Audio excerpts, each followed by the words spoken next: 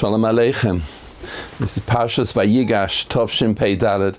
I'm sitting here in my Bet Shemesh, and like you are, thinking of all the circumstances and the situation and the tzoros which Klal Yisrael are facing.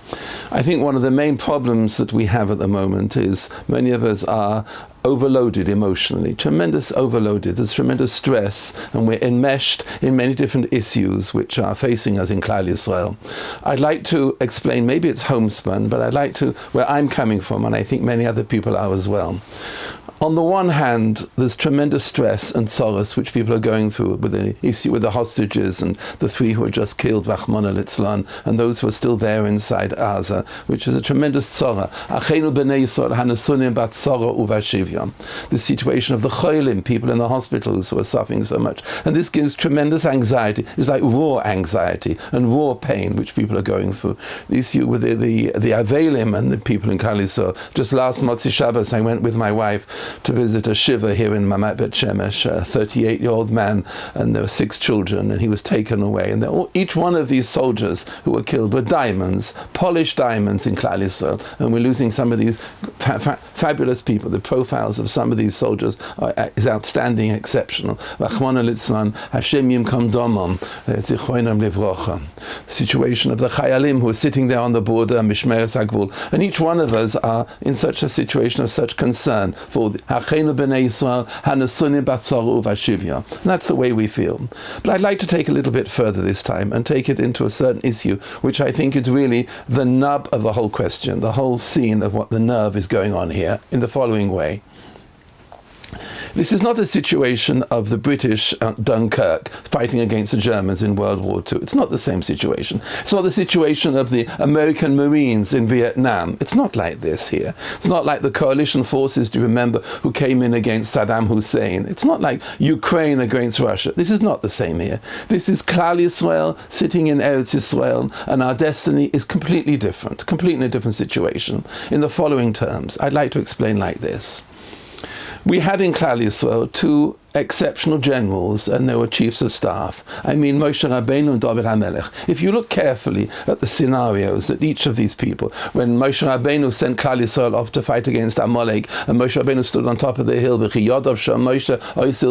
and he stood there and cried, and all of Klal Yisrael looked at Moshe Rabbeinu as they were going out to fight, and they saw him sitting on the mountain and davening.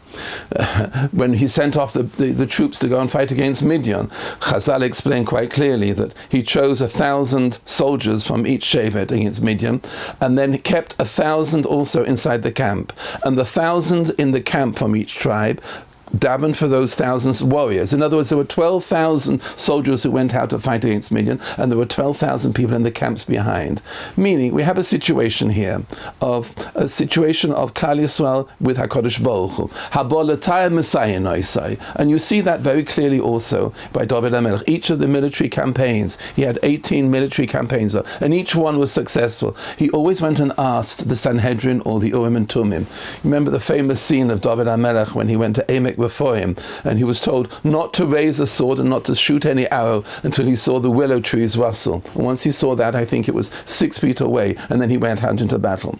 He always asked for counsel, and so did Moshe Rabbeinu as well. He asked HaKadosh Baruch Hu, and David HaMelech certainly did. And we see also in this Perek Kuf Kof Daled 124, which we mentioned previously as well. Lulei Hashem shohaya lanu b'kom aleinu adam. In this situation, facing the Hamas, facing Ishmael, there is one situation which I think is striking everybody, and that's why I think we are so emotionally involved and so involved in this.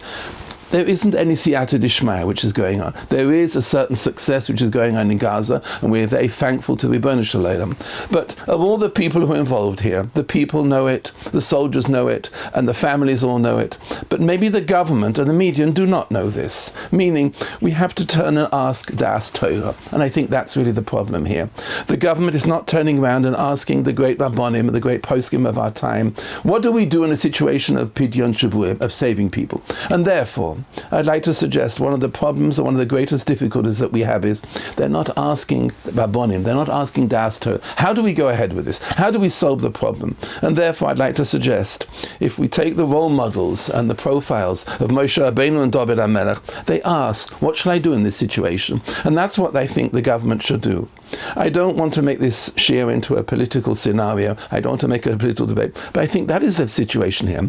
For so many diamonds who are being lost, and for so many avelim, and for all the situation and the hostages, we must ask a shaila. We must ask in halacha what to do. And I think that is really the tsar which we're going through. They're not asking what do we do. We're not asking Rabbi Yitzchak Yosef or Moshe Sternbuch or the great Rabbanim who we have throughout the world.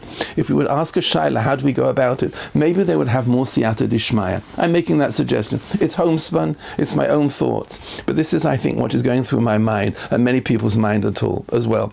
Where is the siyata? Where is the help from HaKadosh Baruch Hu? Where is the Habolatai Messiah Noisa? Where is the help from the divine help from Shemayim? It seems to be lacking here. For sure, there is great success, and they say they're conquering and overcoming Hamas in Gaza. But you need more than that. You need something which is going to give the people and give Klal Yisrael a more chance of Yeshua. And Yeshua comes from the Rebbeinu Shalom. That's what David HaMelech was saying. And that's the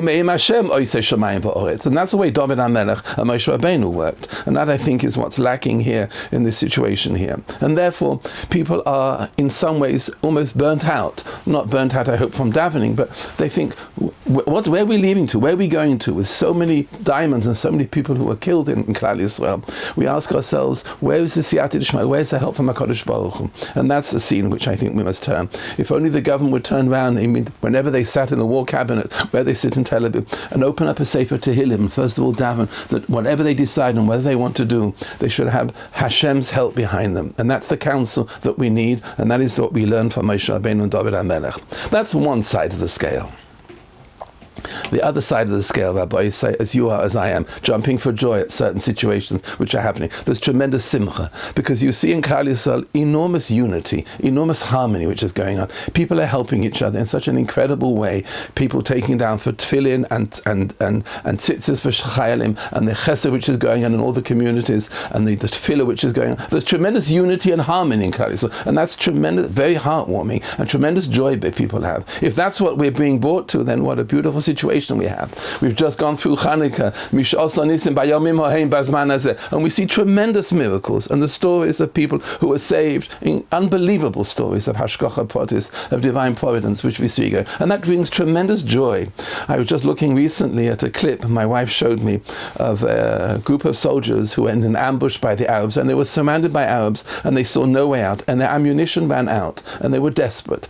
And one turned round to another and said, if we get out of this situation, I will keep Shabbos. And immediately the bullet stopped and they flew over them and they all escaped. These sort of stories, which are fabulous stories of divine providence and Hashgacha Pratis. On the one hand, we have tremendous tsar and there's great involvement and great upset of what's going on. But on the other side, we see tremendous simcha and tremendous harmony in people keeping Shabbos, people careful about davening, and people in Lashon Hara and Shmiras HaLashon. And there you have almost like the roller coaster. On the one hand, you have the tsar. On the other hand, you have tremendous simcha, which is going on. And you see what's happening. People are working together in great harmony and care, understanding ichpatiyut from one to another. I think that's almost like the ups and the downs. Where do you see that coming out so clearly? Look at the great words of the great maskil, David HaMelech himself. He saw those situations which go on. We said it every day during Chanukah. Lamed in Tehillim brought it out so clearly. If you look carefully, Mizmar Shir Chanukas Habayis LeDavid. We mentioned in the previous year, Chanukas is Lashon Chinuch, from education. What is the education you learn in this parak? You learn as follows. David HaMelech takes you up and down. Ki rega ba'apo. 1 minute I'm in your anger with me. In the evening I'm crying. In the morning I'm happy. Meaning you're tossed around from one mood to another. You turned around my mourning, and all of a sudden I'm in simcha. Meaning life goes up and down. The challenges are enormous. On the one hand, the tsar for the hostages and the people who are sitting shiva and the avelim and the chayalim were standing there, and one is tremendously worried about them. On the other hand, the tremendous simcha of what's going on. And that's the situation which you have, I think, and that's where the overloading emotionally comes out. You see the concern, and also you see the tremendous simcha and the happiness and the way people were saved as well. And that's the balance. It's a roller coaster going backwards like a helter-skelter. You go backwards and forwards from one scene to another. But Rabbi say, let me make a suggestion, Lanias Daiti. Where is the stability? Where can we find a certain regularity and our lives can take on a certain shape and a form that we can carry on in this way? These are the scenes which we're going through, the tzara on the one hand and the simcha on the other hand. Where is the stability that we can find? David HaMelech gives us the prognosis quite clearly at the end of that perek.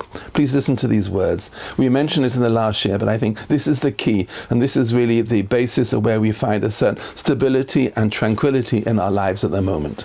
Said David HaMelech at the end of this perek at Perek Lamed, Lema'an, in order that, after all the challenges that you go through, Yezamercha Chavod, let the Kavod, which is in the neshama, let it sing, V'lo Yidaim, and it should never be dumb, it should never be silent. Hashem Elokai L'olam Haideka. Ribono Shalom, I will be forever thankful. I will always thank you. L'olam Haideka. I think that, Rabbi Isai, is really where our consistency and our stability will come through. When you're lying in bed at night and you're thinking about the situation of Klal Yisrael, Ribono Shalom, L'olam Haideka, I will always thank you. Meaning to have that connection and that link with HaKadosh Baruch Hu, L'olam Haideka, I will always thank you for all that I have. If a person can be careful with his davening, with his tefillahs, and this shir, especially we're going to bring out the koyach of brachas, which a person says, there you will find a certain stability. In all that you're going through, Lo Yidaim, my neshama should never be silent, it should never be numbed. L'olam Haideka, I will forever be thankful to you, HaKadosh Baruch Hu. If one can reach that point, then I think you can find a certain calmness and a tranquility and a certain coolness and a regularity to your lives if one is careful about one's brachas. Let me take a little bit further. A few weeks ago, we gave a shir about the importance of brachas, and we mentioned from the episode which happened in Hanof, which I saw for myself. Rav Steinman had come into Hanof after an awful terrorist attack. I think it was a number 2 bus. And Rav Steinman said as follows, that in times of great danger, a person should be very careful of 3 mitzvahs: Kedushas Beis HaKnesses, the holiness of a shul, the sanctity, the saying or answering Amen Yehei Shmei Rabbah, answering in shul, and also 100 brachas, and saying 100 brachas clearly. Where was he coming from? And Rav Steinman explained as follows.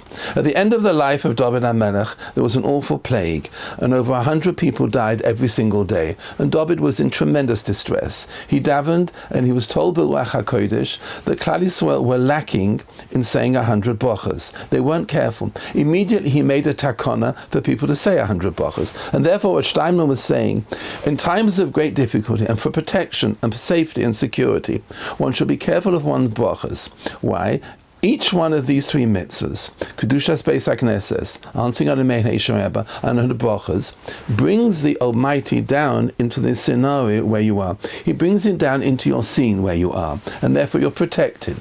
In particular, we mentioned in that shir, the brachas, when a person is careful about each word, Baruch Atah Hashem, and we explain what each word in the bracha means.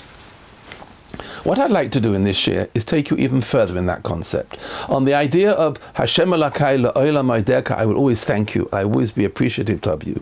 I'd like to give a certain depth of understanding behind brachas. We did it in that shir, and we explained what each word meant in the bracha. In this particular shir, what I'd like to do is take you further in that, meaning to look at each of the types of brachas that we have, birchas hanenin, that over food, birchas hamitzvahs, those over mitzvahs, and birchas haidah, those of thanks and praise. I would like to give a certain mindset, lanias daiti, which I hope will help you in each of these brachas, so that you will have in mind always, la'olam haideka, I'll always be thankful to the Ribono Shalom, to the Almighty. But before we do that, what I'd like to do is mention 2 points which Rav Steinman had mentioned, which he mentioned in his sefer, Yomale Pitel Asecha, which I think gives more depth and understanding to the great value there is behind saying a brachas. And that is where I got really the thought of this shir.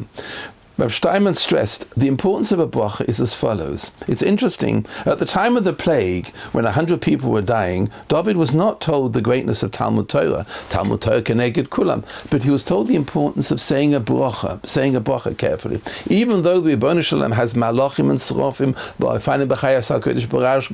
as we say every single morning, praising HaKadosh, but HaKadosh Baruch Hu wants us to say a bracha. And the Ramban mentions at the end of Parshas Bo, Ve'ein kal elyon chofetz hatachtoinim, above all things what Hashem wants. Milvad sheyeda Hashem, that a man should know, v'yoyed Elokav shebaranu, and thank the Almighty that He created us. And the end says the Ramban, and we should announce together, b'yosecho anachnu, we are your creatures. Meaning, says Rav Steinman, you see, of course, Talmud Torah is preeminent, is the most profound of all mitzvahs. But there is something very unique about care with your brachas. When you make a bracha, and also you say so many during the course of the day, if one is careful and pronounces the bracha carefully, there is a tremendous schus behind it. And therefore, even though Torah is tremendous and preeminent, there is the care in the brachas. And I think if one can concentrate more, which I'm going to say mitzvah Hashem in this year, certain ideas and themes for saying brachas, which I think will give great depth. If one can do that, you will find la'olam modeka, la'olam modeka, la'man zamecha chabod, my soul will never be numb, and always I will be thankful to the Almighty. The second point, which I'd like to bring out, which I saw in the writings of Rosh Hashanah, is as follows, a beautiful thought. There is a certain parsha in the Torah regarding someone called a megadef, someone lo aleinu chas v'shalom, who curses the Almighty. The punishment for such a person is awful. He's given stoning, he's given skila, ve'eino chelek le'olam haba, and he has no reward in olam haba. Rav Steinman answers as follows: if we see that is the awful end and the punishment given to a megadef, look at the other side. Midah tova is meruba mimidah ra. We know the good quality is even greater than that. If that is the awful punishment for somebody who is megadef, who curses the Almighty, can you imagine the shmendas chaf for someone halachas kam who benches HaKadosh, who thanks HaKadosh Baruch Hu? And therefore, if you are always forever thankful, then the reward is enormous. Of course, a person has schar in olam haba and is protected. And I think that is really the basis of what he had mentioned at that shir which I had spoke about in Haunof, when he had said the importance of saying you are protected, you have security and safety from that. And that is the greatness behind brachas. I was thinking as I was preparing my shir also, it's interesting, as soon as we announce every single day, Shema Yisrael, Hashem Elokeinu, Hashem Echad, straight away after we say, Baruch Shem Kavod Malchus Elyon Abed, may His name be blessed forever. There's the bracha, meaning your emunah, your faith and your trust in the Almighty immediately is complemented by a bracha, Baruch Shem Kavod Malchus. And therefore you see the enormous importance of saying a bracha. And that, I think, is the theme which I'd like to bring out in Mitzvah Shem in this year. To be la'olam modek, to be forever thankful. To be articulate and passionate with your bracha. When you say a bracha, not to rush it. Take it slowly. Say the words clearly and say it coherently and eloquently, as best as you can. Take it, Baruch atah Hashem Elokeinu Melech ha'olam. Say the words slowly and with meaning. The Shulchan Aruch brings down, in Siman Kuf Tzadik Aleph, the Magen Avraham mentions there, you should be careful whenever you're making a bracha not to do any other activity. Meaning as follows: if you're making a bracha in food and you're going, for example, from a mazonos to a bay pri hoetz, make sure your mouth is empty before you say another bracha. Yumale piti losecha. One's mouth should be full. To say a bracha clearly means there's nothing in your mouth at the moment, and also, of course, not walking around. I remember the great Rav here in Mamat Bet Shemesh, Hagon Reb Chaim Zev Malinowitz, Zecher Tzadik Livrocha, used to say as follows: Asher Yotza, which you say after using the bathroom, is not a tefillah saderech. You're not supposed to walk around, and people often walk around when they say, stand still where you are, and if possible, look at a card and say Asher Yotza. Make sure the bracha is said clearly and with passion, with understanding, as best as you can. I think that is a theme which we should try and develop in this period, so that we are always in begeder of L'olam Modek, always thankful to HaKadosh Baruch Hu. The brachas will become a work of art, a work of excellence, and that's what I'd like to try and create. Let's start, therefore, with the first bracha. The Rambam, as I mentioned previously, there are three different types of brachas: birchas hanenin, birchas hamitzvos, and birchas haidah. Let's start with the first one. Birchas hanenin is brachas which are made after food, before and after food. You say Asher Hakol, Aboy Pri Hoetz, or Hamotzi Lechem in Horetz. Or afterwards you would say Al Hamichya, or you would bench, birchas hamazon, or Boi Nefoshes, a bracha before. Those are called birchas hanenim. What is the function? What is the mindset which one should have before making a bracha, before eating or after eating? What is the thought you must have? The Gemara brings down, in the Gemara in Brachos Daf Lamed Hey, the following understanding. Anybody who has any pleasure or delight from any food item in this world without making a bracha,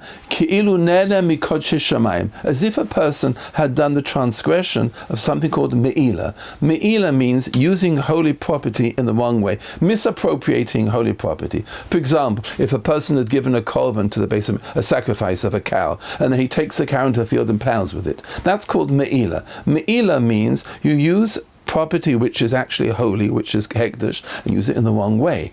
That's called me'ila. And therefore, says the Gemara, if a person takes anything in his mouth without making a bracha beforehand, he's like, because you don't have a rishus to use it. Why? Lashem ha'oretz u'malay, it all belongs to the Almighty. Only when you make a bracha do you have a license in order to eat the food. Meaning the bracha gives you a license to eat it.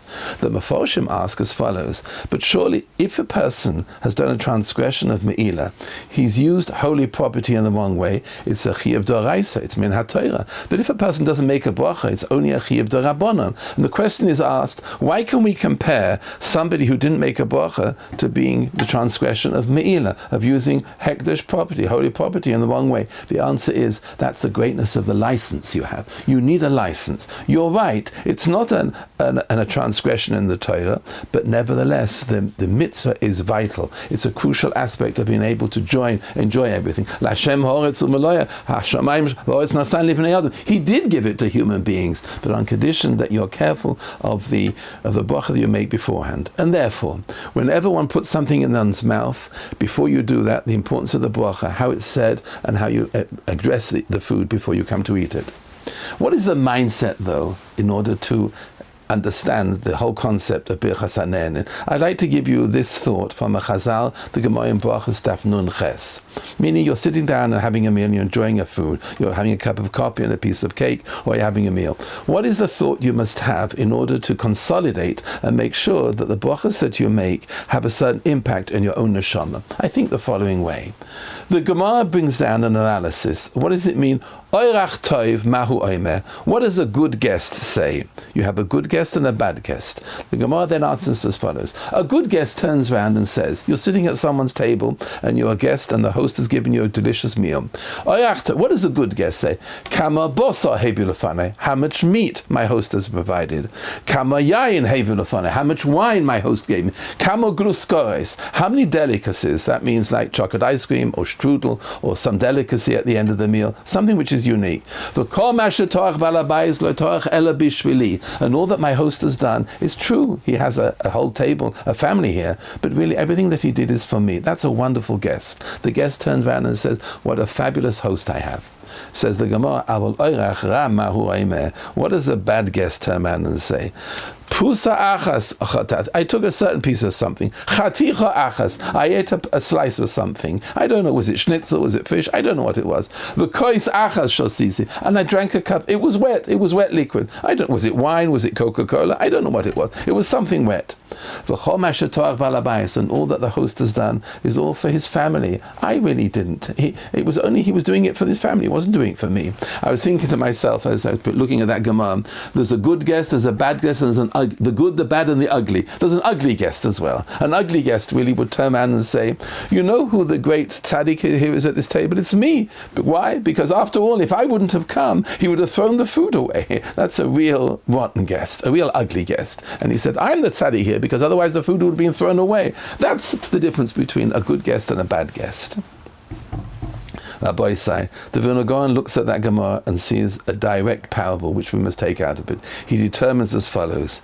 Who is the host? The Almighty is the host. Who is the guest? We are guests here. And that's the mindset one must have in order before you make your bracha and in order to be forever thankful to the Almighty. I'm a guest here. Whatever I'm given, nothing has to be. Rebbeinu Shalom has given me and provided all this for me, and therefore I enjoy what I am. I'm a guest at the host table, and all that the host has done has all been for me. What the Rebbeinu Shalom provided has all been for me. What a wonderful host I have. Meaning, HaKadosh Baruch Hu is my host here. I'm only a guest here. It's a beautiful thought behind it all. Just 2 days ago in the Mir Yeshiva, a friend came over to me and asked me, he saw that I'm saying Kaddish for a certain lady at the moment. I say a Kaddish, I want Kaddish in every single tefillah. And a friend came over and he says, Yonason, I saw that you were saying Kaddish. Would you be able to say a Kaddish for one of my mishpacha? I have an aunt who had no children, unfortunately, and she died, and they had no money at the end, and she was buried in a non-Jewish cemetery, and she has no one to say Kaddish for. I can't able to. Are you able to do it? I thought to myself, of course I would do it. Why not? And then he turned around to me and said to me as follows: they had no children, and also they had tremendous debts, and they couldn't even buy a burial plot for the woman. I thought to myself, my friend looked at me with tears in his eyes, and he said, Toivosi balalecha, look at all that we have. If you have a family, if you have children, if you have a certain amount of stability in your home, how much thankful we have to be to the Almighty of all that He gave it us. He's not duty bound to. My host has no obligation towards me, and that's the point he was trying to make to me. I think that's the point as well. And birchas hanenin, when a person says these brachas before, I'm a guest and I have a wonderful host, and that's the mindset which I like to suggest for you. If one can do that before you sit down and have your meal, you'll think, Hashem thank you, Hashem, for the meal that I'm enjoying. I appreciate very much. I appreciate my host. The second type of mitzvah, which the Rambam brings down, is called birchas ha-mitzvahs. Birchas ha-mitzvahs really is when you say Asher kiddushanu b'mitzvaysa b'tzivonu. Those are the words, who has sanctified us with His commandments and has commanded us in the following way. Early in the morning, you automatically have two birchas ha-mitzvahs: al netilas yodayim, when you wash your hands, and also la'asok b'divrei Torah. Those are two birchas ha-mitzvahs which you say. What is the nature? What is the meaning of saying Asher kiddushanu b'mitzvaysa b'tzivonu? I would like to give you a mindset, something to think about whenever you say a bracha of a birchas ha-mitzvah. Brought down, actually, the Chofetz Chaim brings down in the Mishnah Berurah that when it says Asher kiddushanu b'mitzvaysa, one should try and stand up always. The importance of a birchas ha-mitzvah, Asher kiddushanu b'mitzvaysa, the importance of the mitzvah is to stand up when you say Al netilas yodayim or La'asok b'divrei Torah. Anytime you say Asher kiddushanu b'mitzvaysa, when you wash your hands for a meal, you're standing up as well. Preferably to stand up to say the birchas ha-mitzvah. But I'd like to add this point.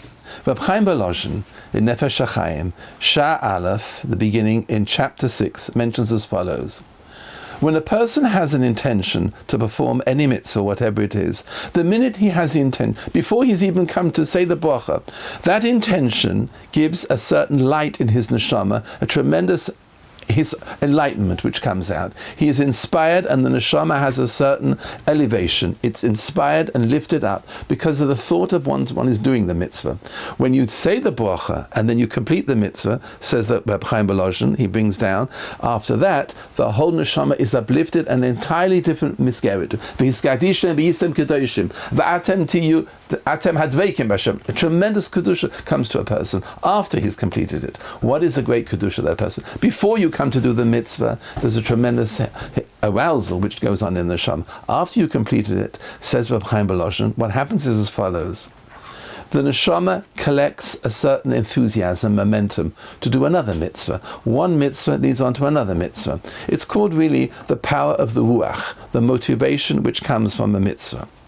The Vilna Gaon talks about it in Mishlei, in Perek Aleph, Posuk Kof Gimel, on the words, Abiyah lachem ruchi, I will explain to you the nature of my spirit. And the Vilna Gaon explains as follows: when a person does a mitzvah, and he then is rewarded with another mitzvah, we have a concept, mitzvah goreres mitzvah. One mitzvah leads to another mitzvah. Answers the Vilna Gaon as follows: that is not a reward, it's a natural outcome. When one does one mitzvah, automatically you're inspired to do another one. You're given another. It's a reaction. You know, in psychology, I think they have the concept of Pavlov's dog. Once you do something once, you want to do it again. If you do one mitzvah chesed, you want to do another mitzvah. If you learn one daf gemara, you want to learn another daf gemara. If you are careful at one time not to talk lashon hara, the ruach inside you, the spirit inside you, motivates you to again to be more careful. And it works the other way as well. Aveira goreres aveira. Once one one does one avera, you're pulled in, and that's the koach of the ruach. The question, I think, is as follows, therefore. If all the time, when you do one act, whether it's a good act or a bad act, you're pulled in great motivation, if it's good or bad, supposing a person, unfortunately, did lo aleinu 1,000 averas, how can he possibly find his way back? He has to do 1,000 mitzvahs to bring himself back? And the Vilna Gaon answers follows. I think this is really the motivation behind the words Asher Kiddushanu b'mitzvah v'tzivanu. Answers Vilna Gaon as follows. We have a concept. Midah tova is meruba mimidah roa. The quality of good, which we mentioned previously in this year about Megadev, what is much greater than the bad power. Meaning, once you do something good, the motivation is far greater. Meaning, the pull and the draw and the interest and the enlightenment which comes from doing mitzvah is much greater than the pull from doing an avera. And therefore, of course, says the Vilna Gaon, Talmud Torah is keneged kulam. If a person has done many averas and he opens up a Gemara and starts learning Torah, then the pull is much greater than that. He gets pulled in much quicker because the power of good is far greater than the power of bad. And that's the nature behind it. And therefore, one must appreciate Asher Kiddushanu b'mitzvah v'tzivanu, my neshama becomes lifted, elevated, becomes enlightened. I become motivated much more, and that's the great gift behind saying a bracha. When you say Asher Kiddushanu b'mitzvah, the kedusha, you become enmeshed with your kedusha, and that's the great power which is behind a mitzvah. But what I want to analyze with and take a little bit further is as follows. What happens when you've done one mitzvah? What is the effect in Shamayim, in heaven? What have you caused when you do one mitzvah? What is the outcome and what is the result from doing one mitzvah? For that we must look at the words of the prophet Yeshaya in chapter 55, Perek Nun Hey in Yeshaya. And the Navi says as follows. When the snow and the rain come down, but they don't go back. The rain and the snow come down and they provide nourishment, and the lechem la'ochel, it provides food to eat. Agriculture prospers because of the rain and the snow. Rabbi Chaim Volozhin, in his Perush and his commentary on Pirkei Avos, explains as follows. Perek Beis, Mishnah Yud Beis, explains as follows. What does the prophet mean when he says, B'shama lo yoshub, it doesn't go back? Whoever thought that the rain and the snow do go back? Rain and snow come down, they don't go back. What does he mean that the rain and the snow do not go back? And Rabbi Chaim Volozhin explains as follows. What the Navi was telling us as follows. The rain and the snow do not go back, but the mitzvah certainly does. Meaning, if you do a mitzvah, especially a birchas mitzvah, it sends something back, and therefore that is the real cycle of welfare and benevolence. You send spiritual aspects, and the Almighty sends material blessings. He sends rain and snow, metaphorically, of course, whatever the bracha is, whatever the blessing is, and you send something spiritual, and that is the real cycle of prosperity and growth in Torah mitzvahs. And therefore, we must understand as follows. Once you said Asher Kiddushanu b'mitzvah v'tzivanu, and you've done a mitzvah, that has sent a message up. What goes up must come down. No, what goes down must come up. Whatever you came down must go up again. Meaning, you sent a bracha, you caused a cycle to occur. And that's an enormous, enormous welfare and benevolence in the world, what happens here. And it happens all over Klal Yisrael, where not limited to where you are. Maybe, who knows where the bracha will go. You might turn around to me and say to me as follows, but I know many, many tzaddikim who make many brachas, and their life is not full of happiness and success and bracha, and they don't have money. What can that possibly mean? The answer is as follows, in the following way. Certainly, we don't know. All the reward which a person gets from a mitzvah is not always here. A person gets a keren kayemes l'olam haba. A person receives a tremendous reward afterwards in Tchias HaMeiseh and olam haba. That's one aspect. That's one suggestion. The other answer to the question is as follows. You don't know where the raindrops will fall. You don't know where the snow will fall. The famous line of Rabbi Yisrael Salanter once mentioned his tremendous acute spiritual vision he had. He said as follows, in a beautiful point. The yeshiva bach in Vilna helps the businessman in Paris, meaning somewhere or other the snow and the raindrops will fall wherever. I don't know where. When the bacha sits in the corner in the Vilna, the Beis HaMedrash, the businessman who's going into the meeting in Paris will be successful because Kol Yisrael Arevim Zeh B'Zeh. We don't know where the rain or the snow will fall, but you should be sure and know that you've caused a circle to happen, and that cycle happens and is a vital cycle of benevolence, of welfare. Klal Yisrael. And therefore, the mindset one should have when one does a mitzvah,